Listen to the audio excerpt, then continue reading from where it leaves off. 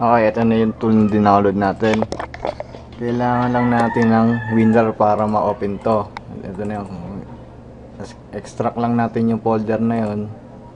Select mo lang yung folder, tapos extract to, tapos to desktop. Okay. Ayun, tapos makikita na sa desktop mo yun.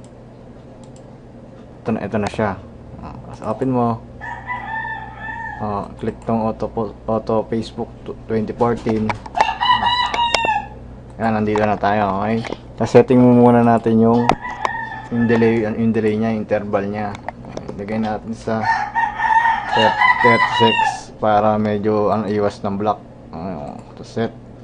Close na yun. Okay. Tapos para mapag-login ka, click mo lang settings, accounts, tapos add, tapos dito sa choose app, click mo lang tong arrow na to, tapos piliin mo lang yung number na yun.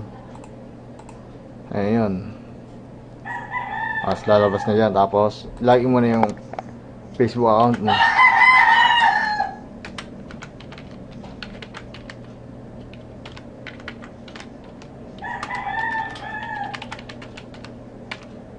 Login. Tapos close na ulit to. Okay, pag nakalagin ka na, click mo na tong add message. Okay, dito mo yung sa message na to, sa message box na to, dito mo ilalagay yung caption ng ads mo. Kunyari yung sa akin,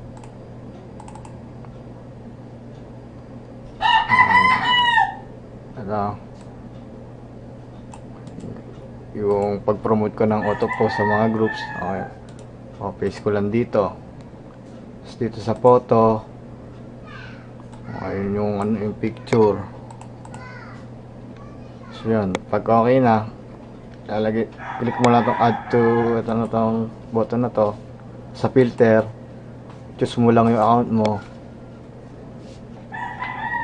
Tapos niloload niya yung mga groups na kasali ka.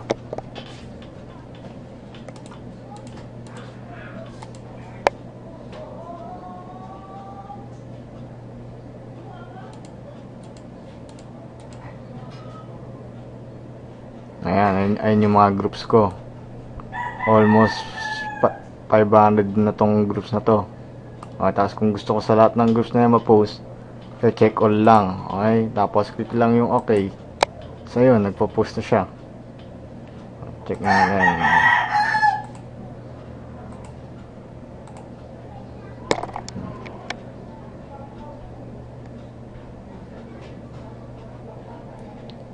Oh, yan.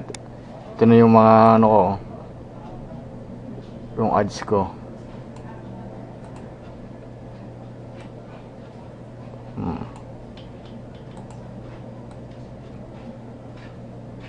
So no, tapos yan lang, tuloy-tuloy na yan.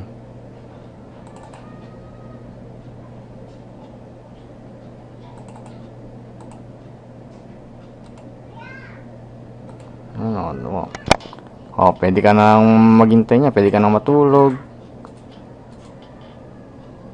Pwede ka na sumagot ng mga inquiries. Dito, ayan o. Ayan na yung sunod na ads.